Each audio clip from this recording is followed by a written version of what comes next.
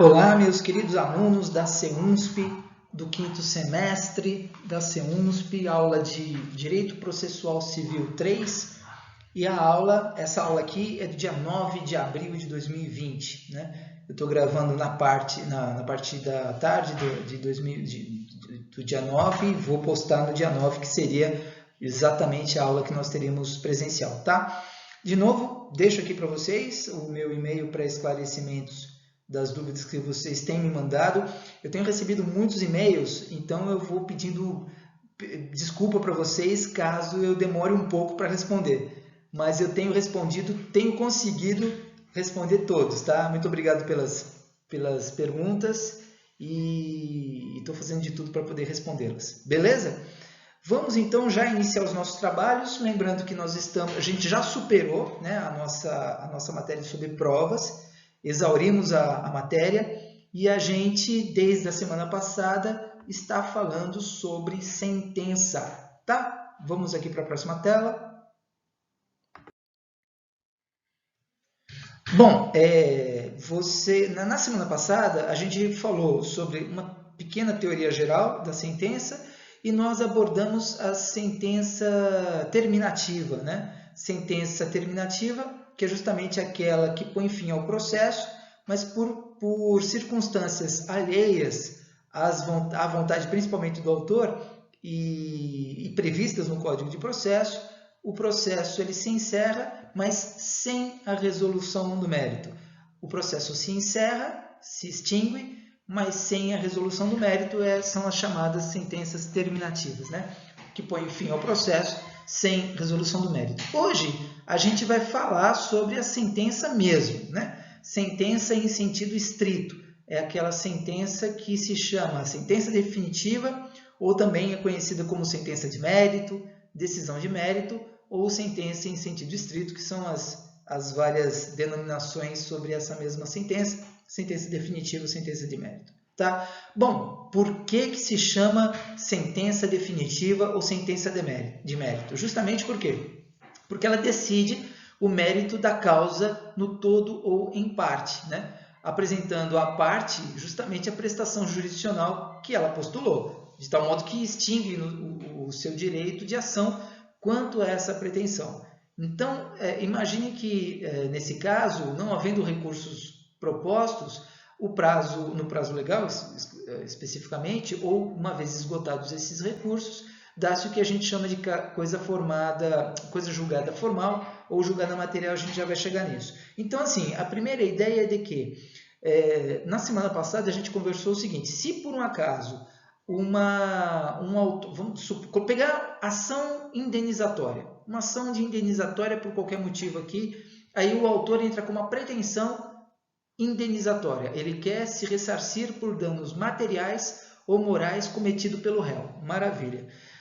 O que pode acontecer é o seguinte: se por um acaso esse autor ele promove uma petição inicial totalmente inepta, mal escrita, sem começo, meio e fim, sem lógica, o juiz vai dar prazo para ele emendar. Se ele não fizer a correção dessa petição inicial, o juiz extingue o processo por meio de uma sentença, mas que não resolve o mérito, ou seja, ele extinguiu o processo sem definir se o autor tinha ou não direito àquela indenização que ele pleiteia, né? Então, esse é um caso de sentença terminativa. Ou, se a parte ela não prova sua legitimidade, então ela promove uma ação indenizatória, mas ela não consegue apresentar provas cabais para o juiz de que ela, parte autora, tem legitimidade, realmente tem alguma ligação com aquela situação fática que a levou a ter algum prejuízo de ordem material ou moral e que agora lhe dá o direito de promover a ação indenizatória.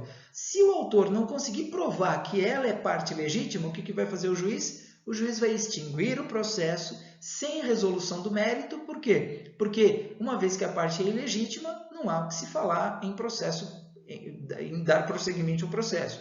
O juiz sequer cita a parte contrária, se ele próprio já concluiu de que o autor não é parte legítima. Portanto, de novo, mais um exemplo de que ele extingue o processo, mas ele não resolve o mérito da questão, mérito esse que seria a questão da indenização. Muito bem, isso a gente viu lá na sentença terminativa na semana passada.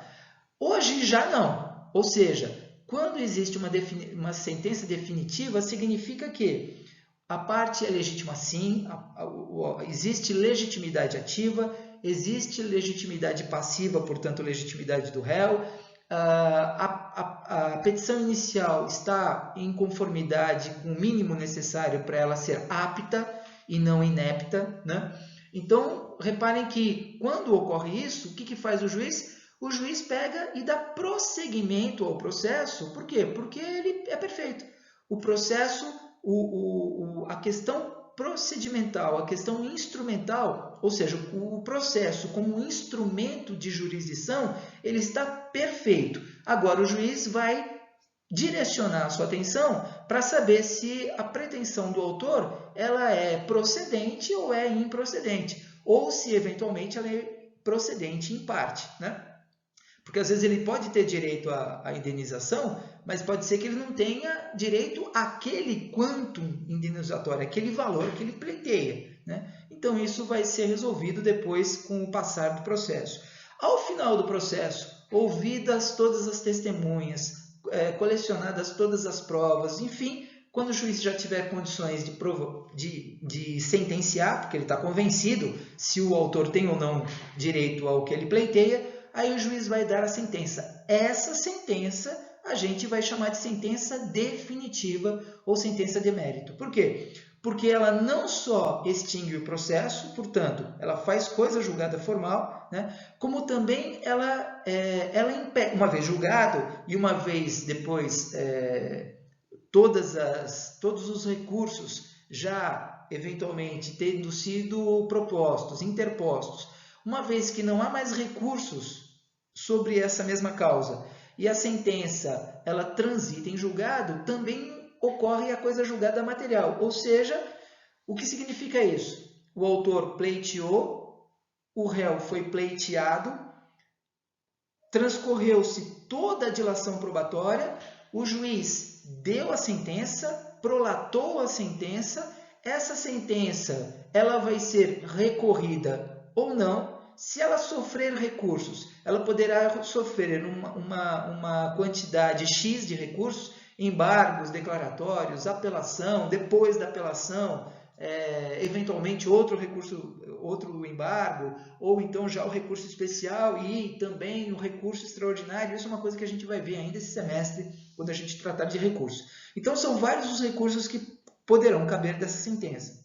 Agora, uma vez que não haja nenhum recurso interposto, ou se houver, todos os recursos já foram utilizados, e aí não existe mais recurso previsto no Código de Processo Civil, o que acontece com a sentença? Ela transita em julgado. Essa expressão significa que é impossível reformar esse provimento judicial, porque os recursos se esgotaram, seja no mesmo processo, porque não há mais recurso, ou seja em outro processo. Por quê? Porque a parte autora ela não poderá promover mais esse mesmo processo.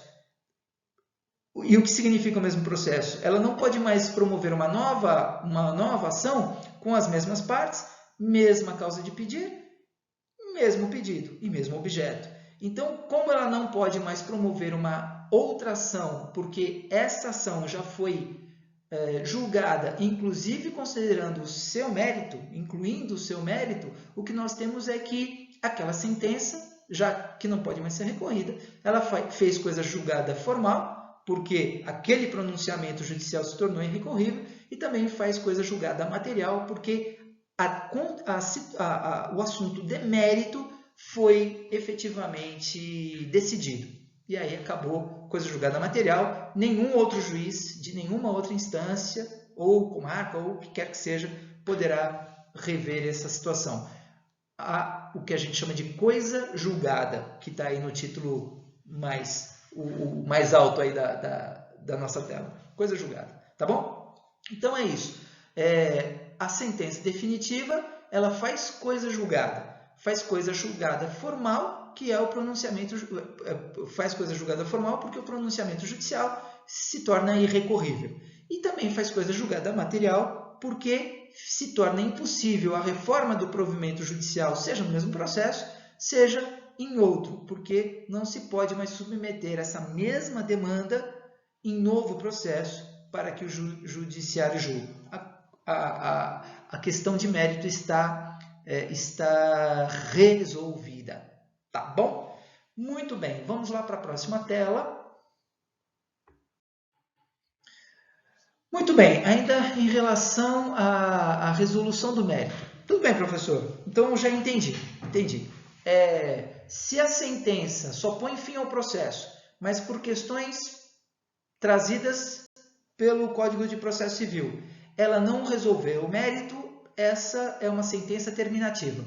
Põe fim ao processo, mas o autor poderá promover essa mesma ação de novo, agora com a correção necessária para que ela possa ter o seu rumo perfeito. Maravilha. E a sentença definitiva, ou a sentença de mérito, ela não só põe fim ao processo, como ela resolve a questão de mérito que foi levada para o juiz julgar. Então, ela é mais perfeita, ela é a sentença em sentido estrito. Já, maravilha, eu entendi.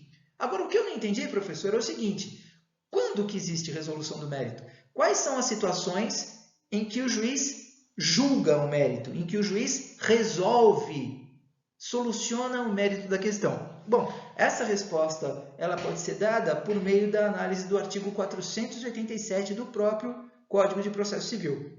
Então, o Código de Processo Civil ele traz lá o seguinte: ocorrerá a resolução de mérito quando o juiz... Isso não sou eu que estou dizendo, não é nem a doutrina que está dizendo, é a lei, é o processo, o Código de Processo Civil que está dizendo. Ocorrerá a resolução de mérito quando o juiz, ou seja, a sentença terá natureza definitiva quando o juiz, primeiro, acolher ou rejeitar o pedido formulado na ação ou na reconvenção. Aqui uma observaçãozinha. Ação e reconvenção. Qual a diferença entre uma coisa e outra? Ação a gente já sabe, né? Ação é aquele direito subjetivo que tem qualquer pessoa de promover um processo para que ele tenha um direito observado, declarado, constituído, enfim, ou que ele tenha em favor de si a condenação da outra pessoa, que seria o réu, para fazer, deixar de fazer, dar uma determinada coisa ou pagar uma determinada quantia. Muito resumidamente, é isso que se quer na ação. A reconvenção, eu não sei se vocês já tiveram isso, mas como a gente está falando de sentença, provavelmente já tiveram. A convenção é a contra-ação do réu contra o autor. Então, por exemplo, vamos supor, a gente deu o exemplo aqui de uma ação indenizatória, né?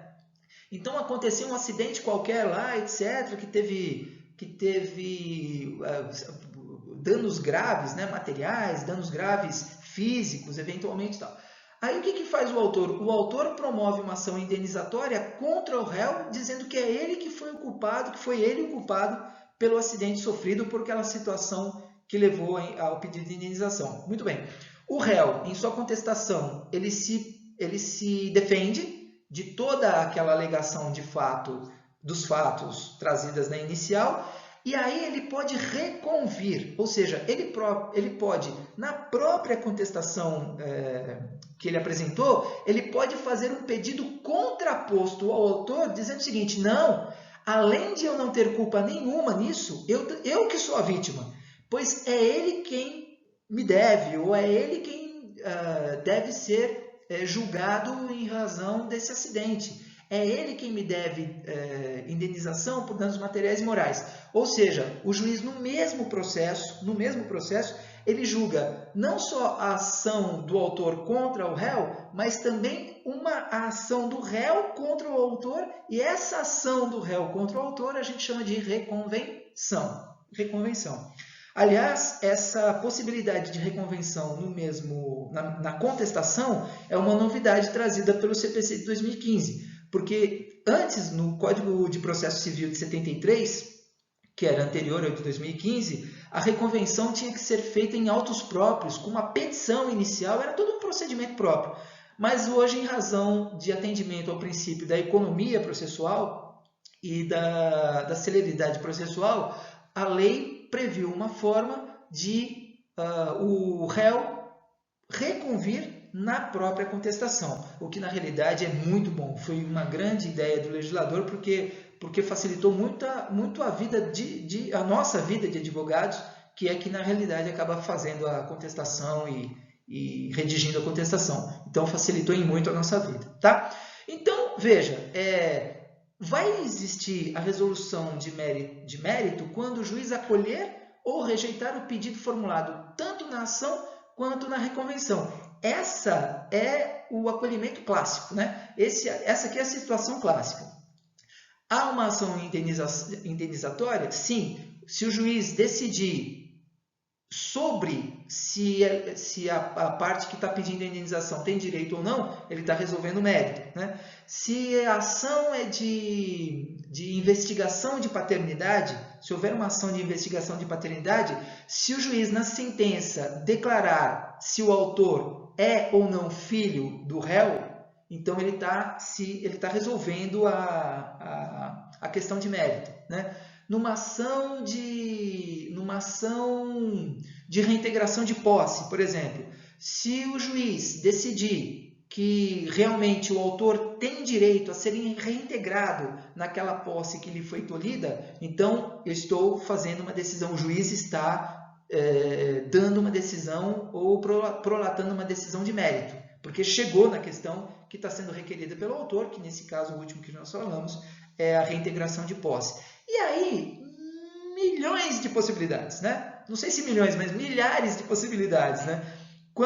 Quantas forem as ações possíveis de serem propostas no mundo jurídico brasileiro, todas as vezes que o juiz julgar e decidir aquilo que está sendo querido pela parte, então ele está resolvendo o mérito. Beleza? Então essa é a situação 1. Situação 2. Ocorrerá a resolução de mérito quando o juiz decidir de ofício ou a requerimento sobre a ocorrência de decadência e prescrição. Esse assunto sobre decadência e prescrição, vocês tiveram lá no finalzinho da parte geral do direito civil, né? Quando vocês estudaram lá as pessoas, depois bens, depois fatos jurídicos, e no finalzinho dessa parte de fatos jurídicos, vocês tiveram estudo sobre prescrição e decadência. O que é a prescrição e a decadência? É perda de um direito, cuidado, tá, gente? É perda, com D de dado, não é perca, com C de casa. Não é, se eu falar, é a perca de um direito, pelo amor de Deus, eu estou cometendo um erro grave, tá? Então, assim, não tenho medo. É a perda de um direito, com D de dado, é a perda de um direito pelo transcurso do tempo, né? Seja a prescrição, seja a decadência. Então, assim, passado um determinado período, o que pode acontecer em relação a essa ação de indenização, por exemplo, né? Que está sendo a nossa ação modelo para explicar a sentença definitiva.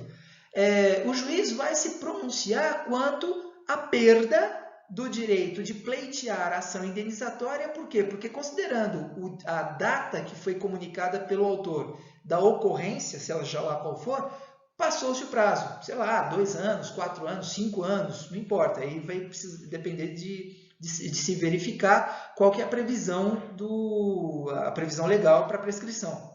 Mas, se o juiz se convencer que houve a prescrição do direito processual de se promover aquela ação, o juiz não só vai resolver a questão em si, procedimental, ou seja, não só ele vai encerrar o processo, mas como ele vai julgar o mérito da questão graças à previsão do artigo 487. Agora vocês vão dizer, mas espera aí, professor, se ele não decidiu se tem ou não direito da indenização, por que o legislador diz que se for decidida a ocorrência de decisão e prescrição, por que é uma decisão de mérito? Porque com a ocorrência da prescrição ou da decadência, não há mais o que se discutir esse assunto. Percebe? Então, assim, quando o juiz diz ocorreu a prescrição ou a decadência de um determinado direito, o que ele está dizendo? E pode avisar todos os futuros juízes aí que eventualmente venham a pegar essa causa de novo, que eu já decidi o mérito, portanto, ela não não pode ser revista por outros processos. Por quê? Porque, óbvio, né? Se o autor perdeu o direito a pleitear a ação, ele não pode pleitear nem com esse juiz e nem com quaisquer outros que ele venha pleitear futuramente. Então, a decisão da prescrição e da decadência não só encerra o processo instrumentalmente falando, como ele põe fim à discussão merital, à discussão de mérito dessa ação. Então, resolve-se o mérito com a decisão de ocorrência de prescrição e decadência. Beleza? Maravilha. Inciso 3. Também ocorre a resolução do mérito quando o juiz homologa essas 3 situações aí. Veja só, sentença homologatória é aquela em que o juiz age mais administrativamente do que judicialmente. Por quê? Porque quando a audiência ela a gente vai ver um pouquinho mais para frente, declaratória, constitutiva ou condenatória, né, que é a mais comum, pelo menos a mais famosa, né, quando a sentença é declaratória, constitutiva ou declaratória, o juiz está atuando, ele está judicando, ele está julgando a coisa. Maravilha. Quando ele homologa, na realidade, ele simplesmente ele dá fé pública e dá certeza jurídica a uma coisa que foi decidida pelas partes. Né? Alguma convenção, a renúncia de um direito ou o acordo que se faz extrajudicialmente ou judicialmente. Então, quando o juiz verifica que houve um acordo ou que houve a renúncia de um direito, ele não pode fazer nada. Ele só vai verificar se não há nenhum defeito nisso, né? Se de repente esse acordo ou essa renúncia não foi feita sob simulação, sob coação, sob dolo, ele vai verificar isso.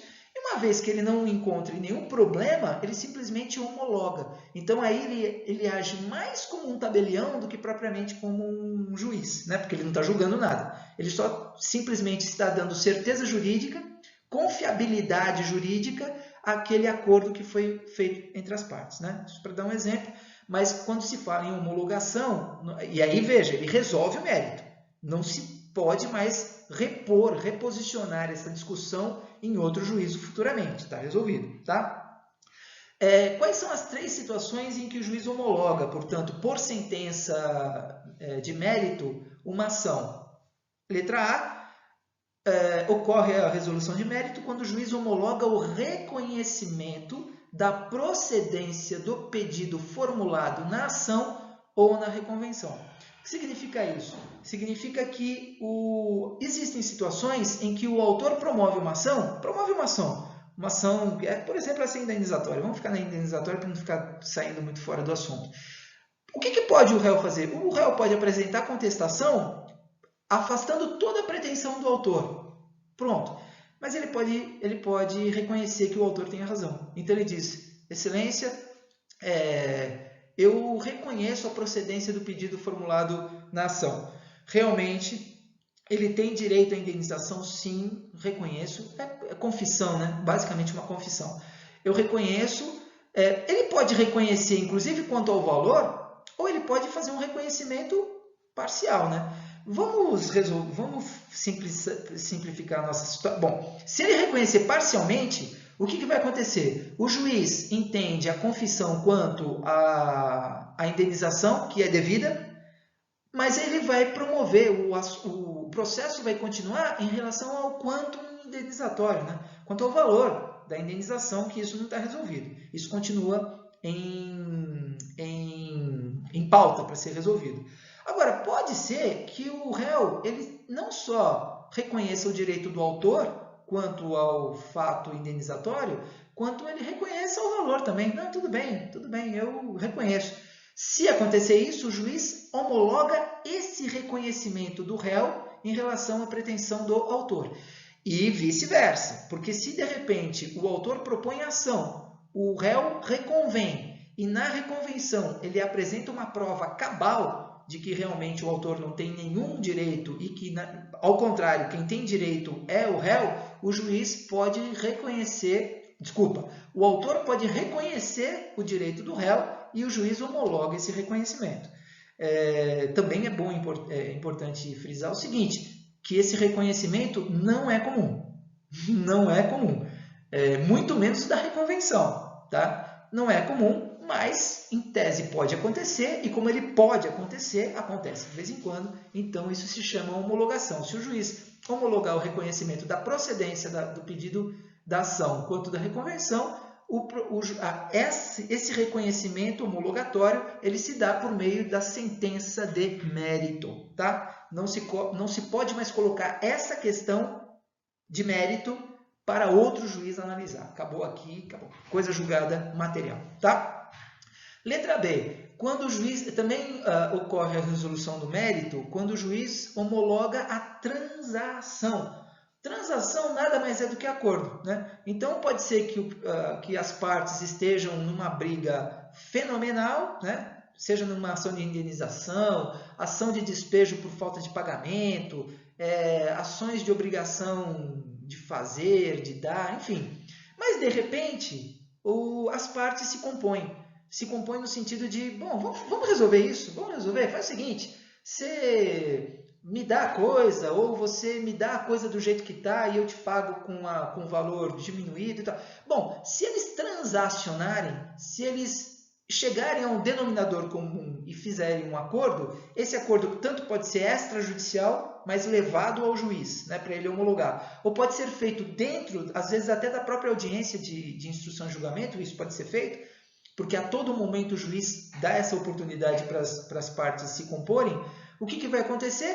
Em havendo a transação, portanto, em havendo esse acordo, o juiz vai homologar o acordo feito entre as partes, de acordo, obviamente, com aquilo que eles resolveram entre si. De novo, o juiz ele não julga nada, ele simplesmente homologa, ele assevera de que aquele acordo foi feito diante dele, juiz, e ele está homologando para todos os efeitos de direito processual e fora do processo que pode haver. Tá bom? De novo, em havendo acordo homologado pelo juiz, essa sentença homologatória tem natureza de mérito. Tá? E, finalmente, quando homologar a renúncia à pretensão formulada na ação e na reconvenção. Veja, pode ser que o autor promova uma ação indenizatória e desista da ação. E desista da ação renunciando a esse direito. Quando ele desiste da ação e encerra a ação, renunciando ao direito indenizatório que ele está pleiteando na ação, então o juiz resolve o mérito. Por quê? Porque como ele renunciou a um direito, e a renúncia do direito não é processual, não. A renúncia do direito é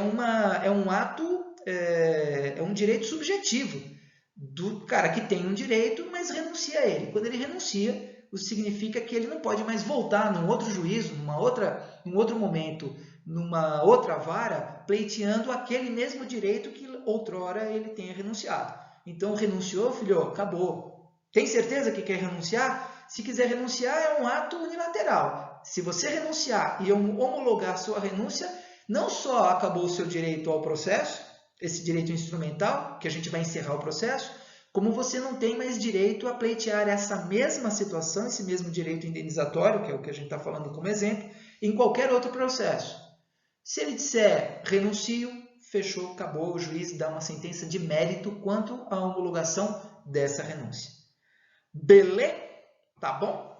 Bora, vamos lá. Próxima tela. Bom, então, agora a gente vai falar sobre os elementos da sentença, tá? Vocês vão perceber que não é muito diferente. Eu tenho até um pouco de medo de falar isso, mas vou falar. Não é um pouco diferente dos elementos que tem na petição inicial, né? A gente vai falar aqui, vocês vão meio que lembrar da petição inicial, porque tem que ter, são elementos que são essenciais para que se possa entender exatamente o que está acontecendo, o que aconteceu naquele processo. Né? Então, vocês vão sentir uma certa similaridade, né, com a petição inicial. Então, elementos da sentença ou partes da sentença, como queiram. Primeira coisa, relatório. Tá? Nesse relatório, o que vai constar? O nome das partes, a identificação do caso, se é uma ação assim, assado, se é uma ação indenizatória, se é uma ação de obrigação de fazer, de dar, etc., se é uma ação se é um inventário, se é um divórcio, se é uma ação sucessória, enfim, né?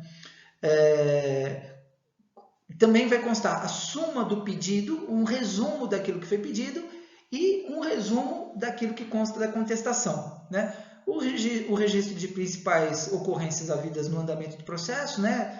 Quais documentos foram juntados, se houve testemunhas, se houve perícia, se a perícia foi aceita, se não foi, se teve alguma intercorrência no processo, é o que vai constar dessa parte denominada relatório.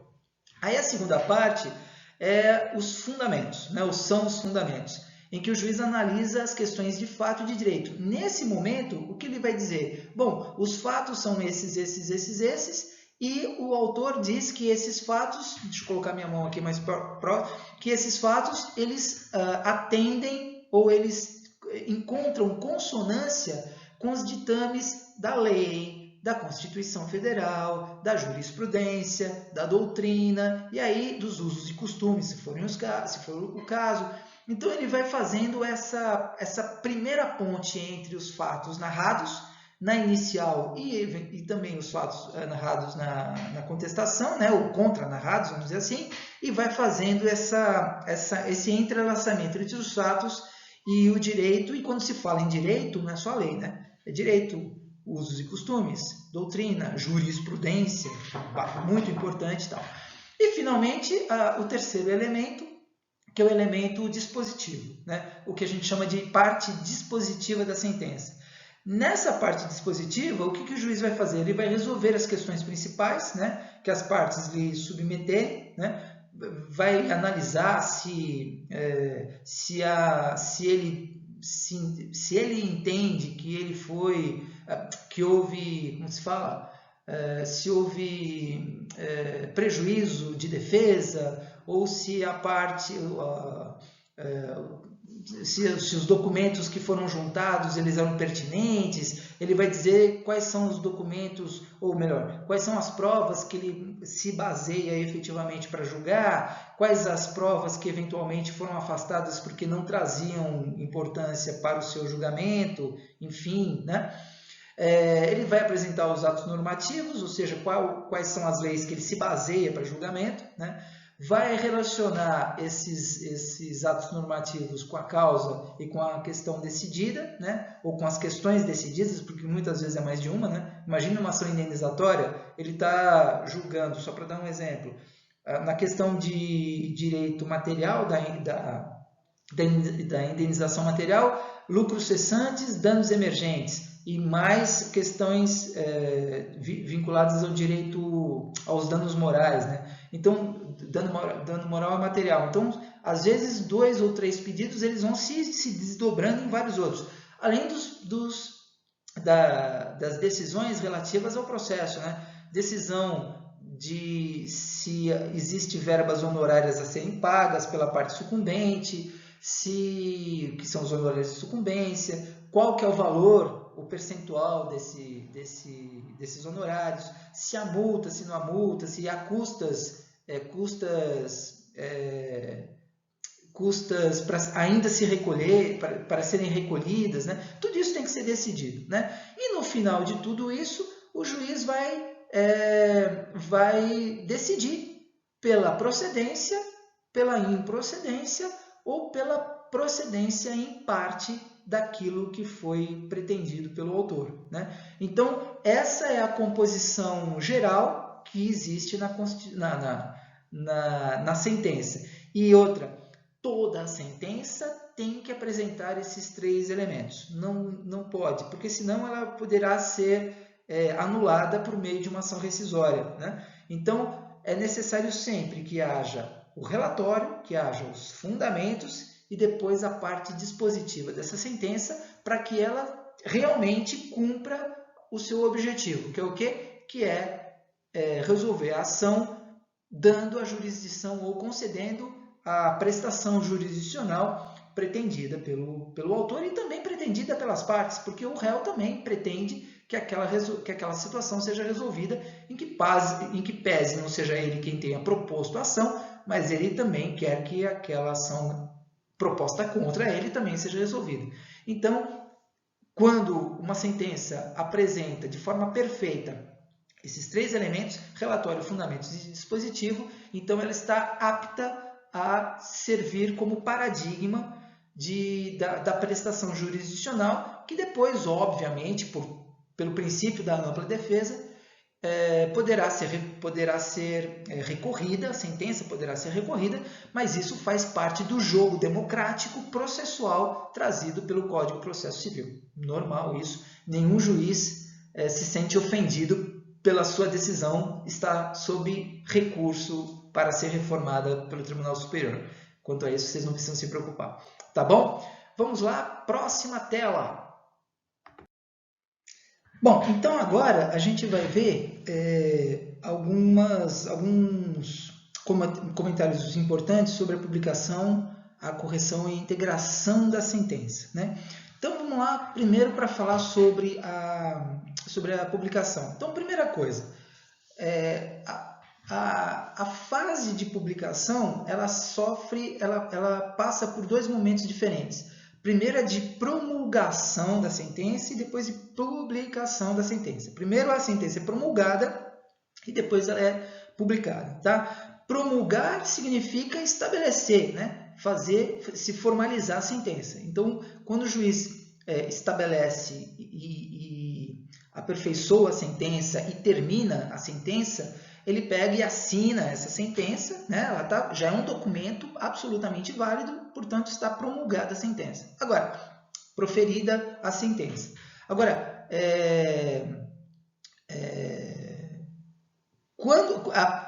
a partir da proferência dessa sentença, do proferimento dessa sentença, eu tenho um segundo momento que é a publicação dessa sentença. Então, veja, primeiro se profere a sentença, se estabelece a sentença, se formaliza, ela se torna um documento válido. Uma vez ela formulada, uma vez ela aperfeiçoada essa sentença, ela vai para uma segunda fase, para um segundo estágio, que é a publicação. E essa publicação é fundamental porque é justamente na publicação que que o juiz dá a publicação da sentença, né? Que ele atende ao princípio da publicidade, que aliás é um princípio fundamental processual, né? Daqueles princípios processuais que vocês estudaram lá em Teoria Geral do Processo ainda e tal. Dentre esses princípios eu tenho lá o princípio da publicidade, fundamental. Então veja, a sentença, onde que ela é proferida, em que momento que ela tem que ser proferida? Então assim, a sentença vai ser proferida em audiência de instrução ao julgamento, né? Ou, se não for possível, porque é muito complexa, o juiz não tem tempo naquele momento, porque às vezes tem uma outra audiência logo em seguida e tal, ele tem um prazo de 30 dias a partir da audiência para proferir essa sentença, lá previsto no artigo 366 do Código de Processo Civil, tá? Ou então, ele ainda tem 30 dias seguintes à conclusão, quando o julgamento se der independentemente de audiência. Não sei se vocês lembram que a gente comentou, em algum momento a gente deve ter comentado, que às vezes o juiz, principalmente quando a gente estudou provas, que a gente falou sobre isso, que às vezes o juiz ele não precisa ouvir testemunha, ele não precisa do depoimento pessoal, não precisa de perícia, ou seja, ele não precisa de uma instrução probatória longa e nem precisa de uma instrução probatória, por quê? Porque às vezes os documentos trazidos na petição inicial e os trazidos na contestação já são mais do que suficientes para ele julgar. Então, o juiz não precisa de mais nenhuma prova, além daquelas documentais trazidas na petição inicial e na contestação, porque ele já pode, por meio desses documentos, formar a sua convicção e já julgar. Então, ele traz o processo à conclusão, a partir do momento, uma decisão interna dele, ele traz os autos conclusos, já percebendo que ele pode julgar antecipadamente essa lide, e aí ele pega e vai julgar sem a necessidade de uma dilação probatória mais extensa do que já aconteceu, né? Então ele pega e já julga. E aí, quando esse julgamento se der sem precisar da audiência de instrução de julgamento, então ele vai precisar fazer isso em 30 dias a partir da conclusão, tá? Agora, é só com a publicação da sentença que o juiz cumpre realmente a sua prestação jurisdicional. E mais, é a partir da publicação da sentença que os prazos recursais passam a ser contados, né? Principalmente o prazo de, como a gente está falando de sentença, principalmente o prazo de 15 dias para o recurso de apelação. Apelação é recurso que cabe de sentença, né? Então, assim, agora a gente tem um outro problema. Quando que a publicação ocorre? Então, aí eu tenho algumas situações. Primeiro, a publicação ocorre com a leitura da sentença em audiência de instrução e julgamento. O nome próprio da audiência já fala, é a audiência de instrução e julgamento. Portanto, o juiz pode julgar na própria sentença, o que é muito comum de acontecer no juizado especial cível, né? O juiz pega, faz a audiência, uma audiência una de instrução e julgamento, e aí, terminada a instrução, ele pede para as partes ficarem um pouco lá fora, ele pega e julga, faz o julgamento, e logo em seguida o secretário dele, o atendente, pega e leva lá uma cópia para cada um da sentença que acabou de ser prolatada pelo juiz, né? Então, isso é muito comum no juizado especial cível, já não é tão comum na justiça comum, mas pode acontecer. Então, assim, com a leitura da sentença em audiência, é a partir desse momento que se dá a publicação e as partes saem intimadas para fazer os seus recursos, se quiserem, né? Ou então, com a intimação da sentença por meio eletrônico, principalmente por e-mails, né? Essas intimações que os advogados recebem nas suas caixas postais, etc., caixas eletrônicas, né, nos seus e-mails, quaisquer que sejam, ou então por publicação no órgão oficial. Então, quando eu falo órgão oficial, né, no Diário Oficial da União, no Diário Oficial dos Estados, né? Então, tanto o artigo 366 quanto o artigo 270, combinando com o artigo 272, todos do Código de Processo Civil, trazem os momentos em que a publicação ocorre, tá? Então, nunca se esqueçam que, num primeiro momento, eu tenho o proferimento da sentença e depois eu tenho a publicação dessa sentença, e a partir da publicação que passam, um dos principais efeitos da publicação é que passa a correr os prazos recursais para as partes que entenderem que seja o caso de promover, de interpor esses recursos, tá?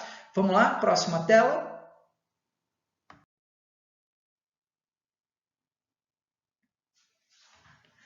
Bom, ainda dentro desse assunto, né, sobre a publicação, correção e integração, vamos falar então agora da correção e da integração dessa sentença. Bom, o que acontece é o seguinte, um dos princípios processuais é o princípio um dos princípios importantes do processo, que vocês estudaram em Teoria Geral do Processo, é o princípio da irretratabilidade da sentença de mérito. Então, assim, uma vez a sentença promulgada e publicada, então o juiz não pode mais voltar atrás, né? Acontece que a própria lei processual abre duas exceções para esse caso. Por quê? Porque é preferível que o juiz reconheça um erro que tenha cometido e volte atrás e faça a correção desses erros, do que a sentença siga com esse erro, que às vezes pode ser um erro bastante importante. Mesmo que seja um erro material, seja apenas um erro, não seja uma mudança de opinião do juiz sobre um determinado... Não só um erro material, às vezes pode trazer consequências graves. Então, quais são as duas exceções para mudança ou para alteração ou correção dessa sentença, para que essa decisão se aperfeiçoe? Bom, primeiro, de ofício, né? Então, quando houver inexatidões materiais ou erros de cálculo, o artigo 494 dá a possibilidade do juiz fazer essa correção ex officio, de ofício. Bom, o que é esse erro, essa inexatidão material ou erro de cálculo? Bom, às vezes o juiz erra a grafia do nome das partes, às vezes acontece de o juiz condenar determinada pessoa a 10 mil reais e por um erro no cálculo, considerando o principal, o acessório, juros, os honorários sucumbentes, na hora de fazer o cálculo, existe um erro lá na hora de fazer a somatória, um erro bobo, facilmente perceptível, né? Então acontece isso. Às vezes já aconteceu comigo, eu estar lendo uma sentença que o juiz prolatou numa decisão, numa ação que eu participava como advogado do autor, e aí o juiz deu mostrando item por item lá na sua sentença, lá no relatório, tudo favorável para o meu cliente, tudo favorável para o meu cliente. Quando chegou na parte dispositiva, isto posto, então julgo improcedente a ação. Eu tomei um susto, falei, será que eu fiquei louco? O que é que eu estou bebendo aqui que eu não estou vendo? Então assim, eu achei muito estranho. Aí depois ainda vejo ele dizer, julgo improcedente a ação, tomei um susto, gelei, por conta dessa incoerência, né, de todo o relatório com a parte dispositiva, e depois, lá no final, ele fala de novo em relação à procedência da ação. Aí eu falo, então, puxa, graças a Deus. Na realidade, o juiz errou na primeira palavra procedente, que ele colocou improcedente sem querer, quando ele queria dizer procedente. Aí eu peguei, o juiz não se deu conta, aí logo em seguida eu fiz o que está falando a segunda parte aqui, que é eu opus embargos declaratórios.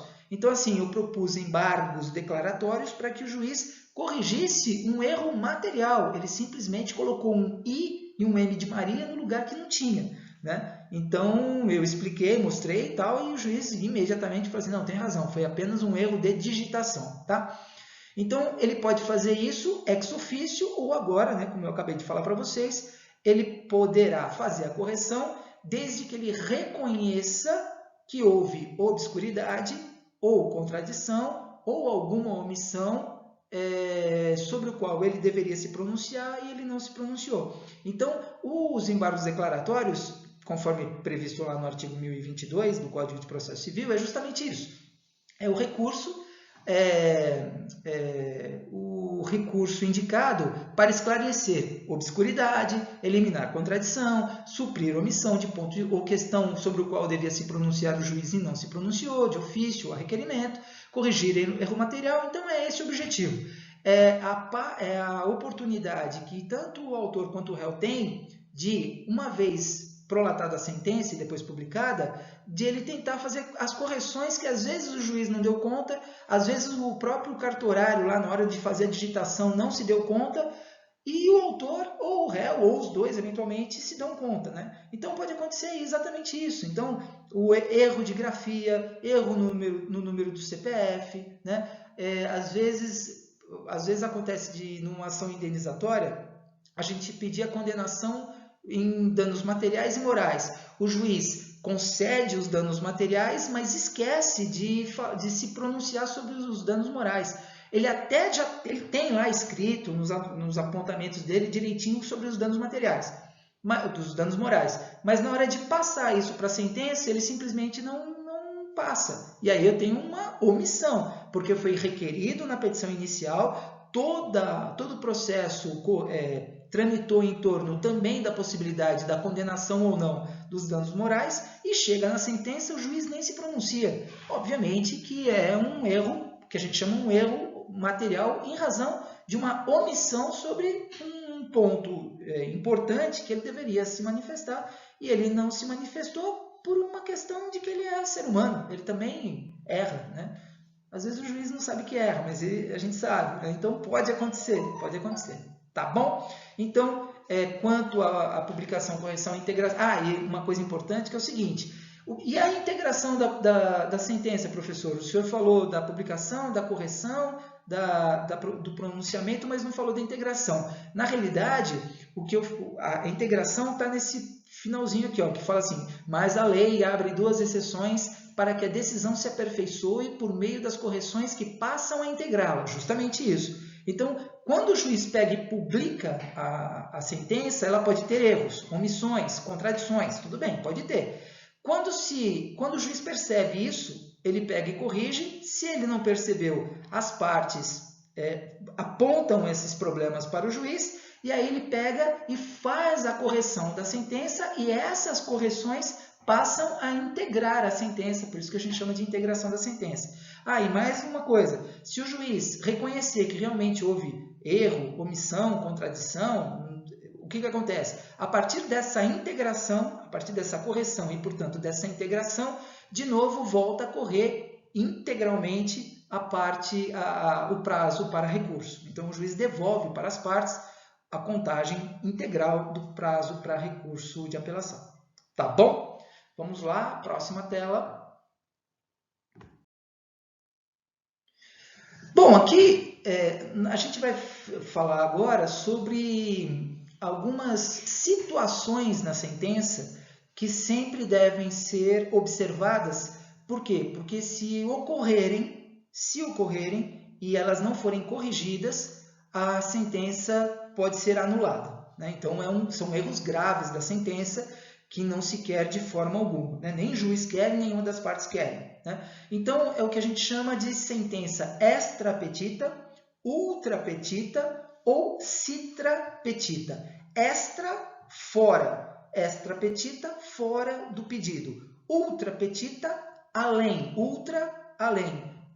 do pedido. E citra petita, menos do que o pedido. Basicamente, é essa a tradução livre que a gente pode fazer dessas três expressões latinas para o português, tá? Então, essas sentenças elas serão anuláveis nos termos do artigo 141 e do artigo 492 do Código de Processo Civil. Então, vamos lá. O que significa cada uma delas? Sentença extra petita. Incide em nulidade, por quê? Porque soluciona causa diversa do que foi proposta no pedido. Quer dizer, o juiz julga alguma coisa que não foi proposta no pedido? É essa a previsão. É raro acontecer isso, professor? É raro, não é realmente incomum, mas pode acontecer. Quer ver um exemplo curioso? Imagine um juiz de família, um juiz de uma vara de família de sucessões, que ele está direto vendo ações de investigação de paternidade. Investigação de paternidade direto. E todas essas ações de investigação de paternidade, ações cumuladas com alimentos. A ação de investigação de paternidade cumulada com obrigação alimentar. E ele direto e tal. E aí, naquelas 800 ações de investigação de paternidade, tem uma que é só ação de investigação de paternidade, que não está acumulado o pedido. E aí ele vai julgando, aí passa essa, ele pega e julga totalmente procedente a ação, reconhecendo a relação de paternidade entre o réu e o autor peticionante, né? E mais, ainda ele inclui nessa sentença a condenação em alimentos. E o autor não pediu. É um autor que nem precisa de alimentos, o autor é maior de idade, muito mais bem de vida economicamente do que o seu pai. Ao contrário, talvez seja o pai que tenha direito a pedir alimentos para esse filho autor. Mas aí o juiz pega e julga a causa principal, que é a ação de investigação de paternidade. Reconhece a relação de paternidade. Mas ele julga extra petita, por quê? Porque o autor só queria o reconhecimento da filiação, só. Ele não pediu condenação em alimentos.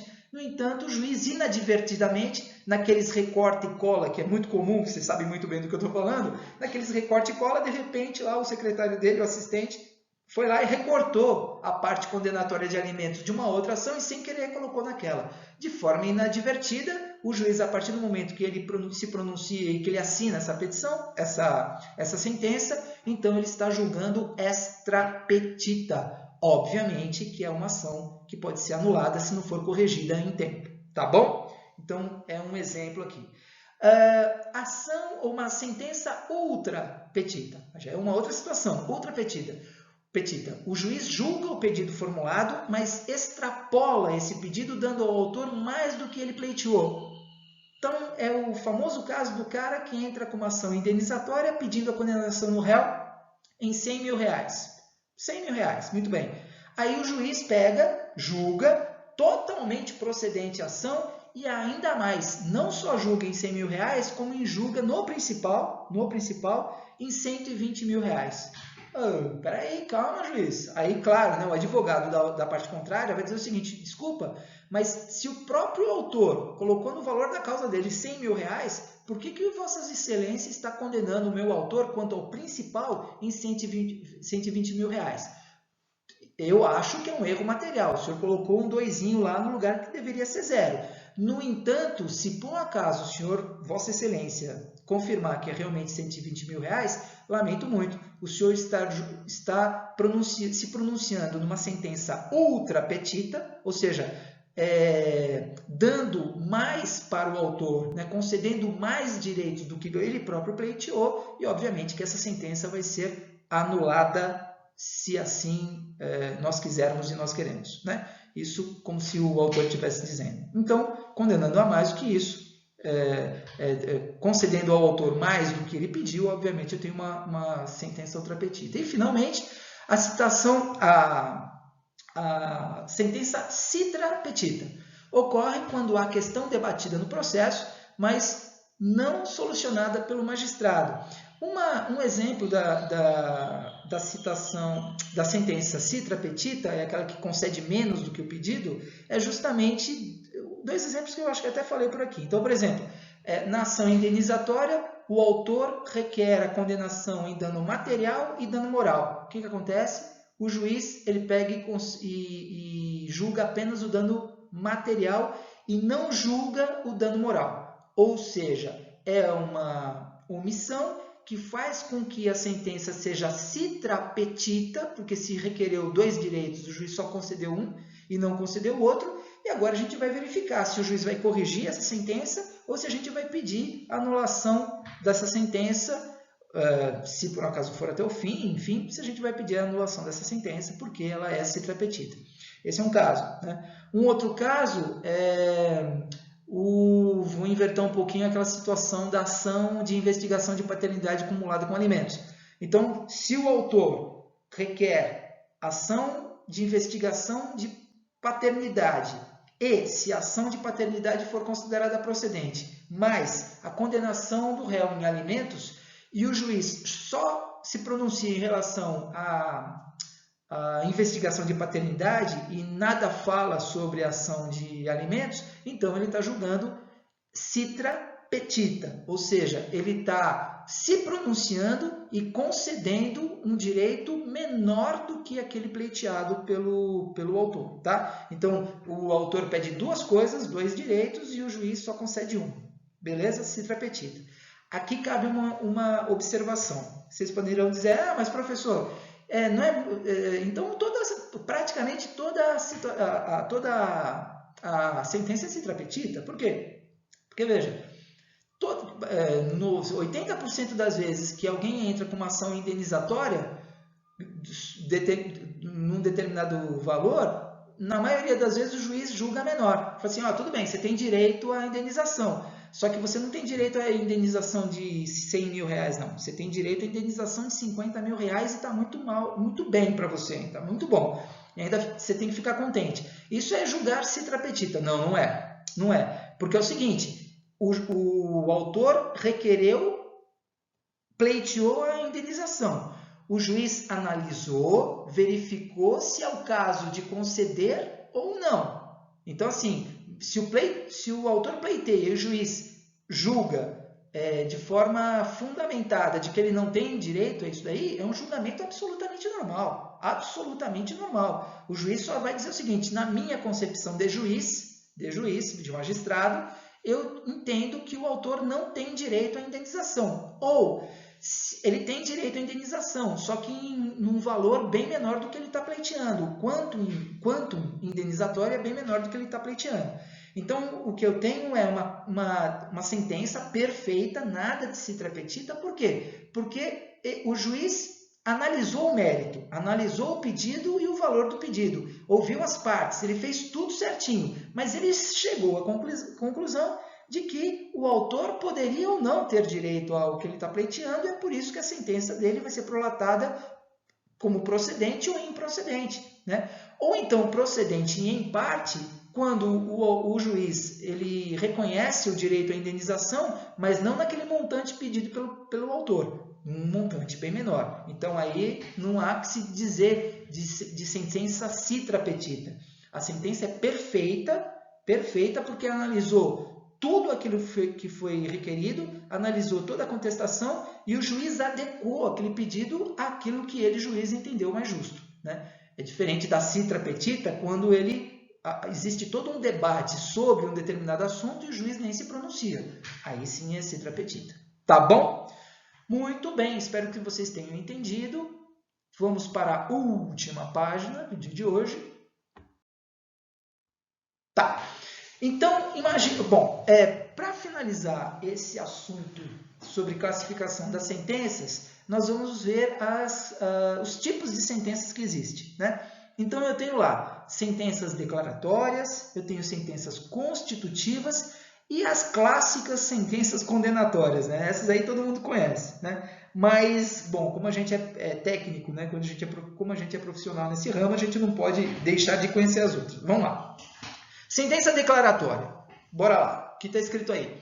Apenas declara a certeza da existência ou inexistência da relação jurídica, ou a autenticidade ou falsidade de um documento, conforme está previsto lá no artigo 19. É o artigo 19 do CPC que apresenta para o processo, para a legislação, a tal da sentença declaratória. Referida declaração esgota a prestação jurisdicional. E aí eu coloquei uma observação que é importante, a gente não pode esquecer, que é o seguinte: no fundo, todas as sentenças, mesmo as condenatórias e as constitutivas, também são declaratórias, porque antes de condenar alguém, ela tem que se declarar sobre o direito, então é declaratória. Antes de constituir alguém num novo direito, numa situação diferenciada da que ela tinha antes o juiz tem que se declarar sobre aquilo que está sendo pleiteado. Então eu tenho as sentenças constitutivas e as sentenças condenatórias também com natureza declaratória, porque é íncito da própria sentença, tá? Então toda sentença tem que ter o seu relatório, como a gente viu agora, e também tem que se declarar. Tem que ser declaratória no sentido de declarar o direito de um ou de outro, né? Mas existe uma parte da doutrina que fala sobre as sentenças meramente declaratórias.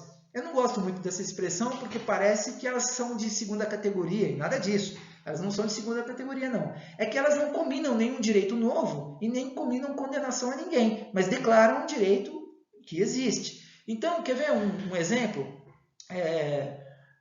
A sentença falimentar, ela tem caráter especificamente declaratório. Por quê? Porque, veja, os credores promovem várias execuções contra uma empresa qualquer, uma sociedade empresária, dizendo que ela está devendo para Deus e o mundo, inclusive para eles. Aí o que acontece? O juiz vai verificar e vai chegar à conclusão que realmente o patrimônio da empresa é bem menor do que a dívida que ela tem com seus consumidores, com seus fornecedores, com o banco, com o fisco, etc. E aí vai se verificar qual é o valor de toda essa dívida, vai se habilitar todos esses credores, inclusive os credores trabalhistas e tal, e vai fazer uma contabilidade para ver qual que é o montante da dívida que a empresa tem e qual que é o valor total do seu patrimônio. Na hora que o juiz percebe uma desproporção brutal entre o valor do ativo da empresa e o valor do passivo, ele, claro, pode existir a possibilidade de recuperação judicial, mas o que ele provavelmente vai fazer é simplesmente declarar a falência da empresa. A empresa já estava em estado falimentar, ela já tinha um patrimônio muito menor do que o valor da dívida que ela tinha. Já ficou claro para o próprio juiz falimentar que ela não teria condições nenhuma de reverter essa situação, então ele simplesmente torna público uma situação prévia que já existia, que era o quê? A falência da empresa. Por isso que essa primeira sentença, que na realidade é um processo muito diferente, né? O processo falimentar, que ele tem dois momentos em que há duas sentenças, né? Então a primeira sentença é a sentença declaratória de falência da empresa. Nada mudou. A empresa não está sendo condenada em nada, a empresa não há nenhuma modificação no estado da empresa, a empresa simplesmente tem a sua falência declarada, tá? Concordo que existe uma parte da doutrina que entende que seja constitutiva também. para falar bem a verdade, eu até concordo com eles, tá? Mas é que como grande parte da doutrina, uma boa parte da doutrina, entende que essa sentença é meramente declaratória, ou especificamente declaratória, e inclusive doutrinadores empresariais de ponta, então eu vou deixar aqui também, porque ajuda no meu exemplo, tá? Muito bem, sentença declaratória. Uma outra sentença declaratória, justamente a sentença de declaração ou de investigação de paternidade.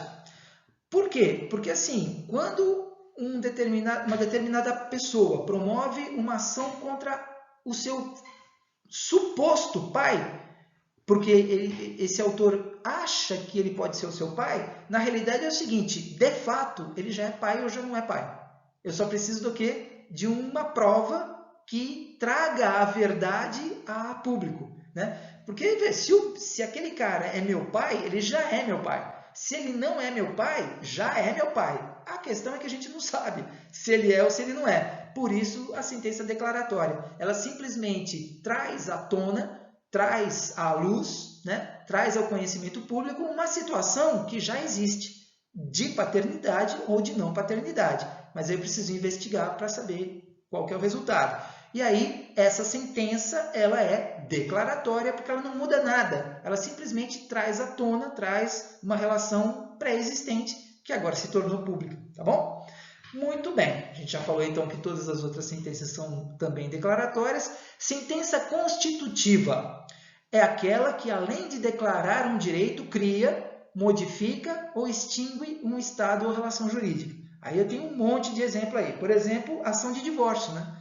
Então, por exemplo, uma pessoa que ela é casada e ela não aguenta mais o seu cônjuge, ela entra com uma ação de divórcio e quando o juiz ou homologa a sentença do divórcio consensual ou promulga a sentença do processo litigioso de divórcio, que pode acontecer, hoje em dia tem sido cada vez mais raro, mas pode acontecer, o que acontece é que o juiz ele não só declara que agora aquele casal não existe mais, porque a relação conjugal, o matrimônio se extinguiu, existe uma cisão, simplesmente se extinguiu a relação matrimonial e o próprio matrimônio que está cindido, como constitui-se muitas coisas diferentes. Então, por exemplo, só para dar alguns exemplos mais simples, a mãe passa a ter a guarda dos filhos. O pai que antes morava junto com os filhos passa a não mais ter esse direito, mas tem direito à visita, se assim for feita a decisão quanto à guarda. A regra geral é que a guarda é compartilhada, mas muitas vezes não pode ser compartilhada, porque os próprios pais não apresentam uma situação favorável a essa guarda compartilhada. Então já constitui uma situação. Outra coisa, o estado civil daquele casal deixa de ser, a partir daquele momento, de casado para ser divorciado. Não adianta me dizer, voltei a ser solteiro.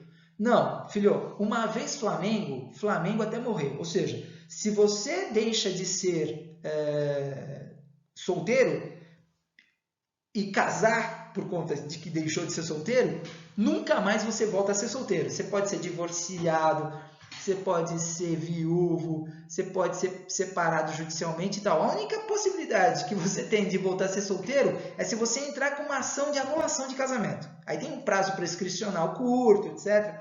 Mas aí tudo bem, se você entrar com uma ação de anulação de casamento e essa ação for procedente, aí você volta ao status quo, beleza, você volta a ser solteiro. Caso contrário, filho, ou filha, né? Se aquele casamento for válido, agora é só se você se divorciar ou se enviuvar. Aí você escolhe qual que é melhor para você, né? Então, essa é um exemplo de sentença constitutiva. Um outro exemplo de sentença constitutiva é a sentença que põe fim ao inventário, né? Por quê? Porque é o seguinte, quando a pessoa falece e deixa patrimônio, todos os herdeiros eles passam a ser coproprietários, né? Condôminos daqueles direitos deixados pelo falecido. Só que é no formal de partilha que cada um vai ter a sua parte, o seu quinhão definido em sentença. Em sentença e definitivamente para eles. Aí só basta levar aquele formal de partilha para fazer os registros, principalmente os registros imobiliários, no Detran, etc.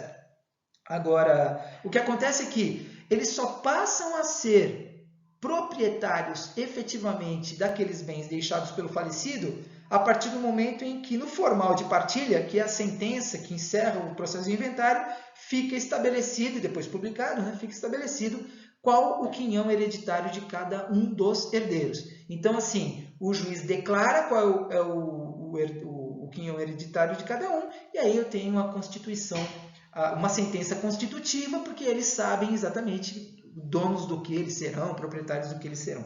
Tá? Então, eu tenho aí uma sentença constitutiva também nessa situação. Tá? E a famosa sentença condenatória, né? Famosíssima sentença condenatória. Então, assim, a sentença condenatória é aquela que certifica a existência do direito da parte vencedora como preparação da obtenção de um bem jurídico qualquer, né? E aí, esse bem jurídico, basicamente consubstanciado em 4 obrigações, que a gente sempre fala, que só são essas 4 e não existem outras. A de dar, fazer, se abster ou pagar determinada quantia em dinheiro. Quando se fala em sentença condenatória, as obrigações impostas a quem for condenado, elas são milhões e milhões de possibilidades. Mas esses milhões de possibilidades se resumem nessas 4 obrigações: dar, fazer, não fazer, ou se abster, ou pagar a quantia certa. E aí sim, a sentença condenatória é aquela que não só declara um direito, não só constitui o credor na condição pública de credor, como também condena o devedor a judicialmente fazer aquilo que contratualmente, por exemplo, ele estava obrigado a fazer extrajudicialmente. É que agora, se ele não fizer, lá no contrato, quando ele não fez, ficou por isso mesmo o autor, o credor, entrou com uma ação condenatória. Agora, se ele não fizer, ele vai ser obrigado a pagar, né? Ou a pagar, ou fazer determinada coisa, e se ele não fizer, no final das contas, a sentença condenatória vai servir para ser executada a fim de expropriar os bens do devedor, a fim de que esse ato de expropriação do devedor possa servir para beneficiar o credor. Tá bom? Bom, gente, então, caramba, eu acho que de todas as aulas aqui, essa aqui foi mais estressante. Isso aqui foi pesadona. Bom, gente, é o seguinte, a gente encerra por aqui. Eu vou... hoje é quarta-feira. Hoje é quarta? Não, hoje é quinta-feira. Entre hoje e amanhã, eu vou mandar um e-mail para vocês, por intermédio dos representantes e mesmo por intermédio dos e-mails da sala, eu vou mandar para vocês algumas orientações quanto às nossas avaliações A2, tá? Então, eu não vou falar nada agora, porque eu ainda vou escrever, vou ver direitinho como que eu vou fazer isso. E aí, entre hoje e amanhã, eu vou encaminhar para vocês esses e-mails para vocês saberem como é que vai ser o meu procedimento, não dos outros professores, tá? O meu procedimento em relação a A2 vai ser dessa forma como eu vou passar entre hoje e amanhã para vocês. Beleza, gente? Tá bom? Gente, um bom feriado para vocês. Ainda se cuidem, tá? Porque esse é um feriadão bem atípico, né? Feriado de sexta-feira que praticamente não vai mudar nada. Não sei para vocês, para mim não vai mudar absolutamente nada, né? Mas mesmo assim, um bom feriado para vocês, uma boa Páscoa e a gente se encontra em breve, tá bom? Grande abraço para vocês. Tchau, tchau. Beijão, gente.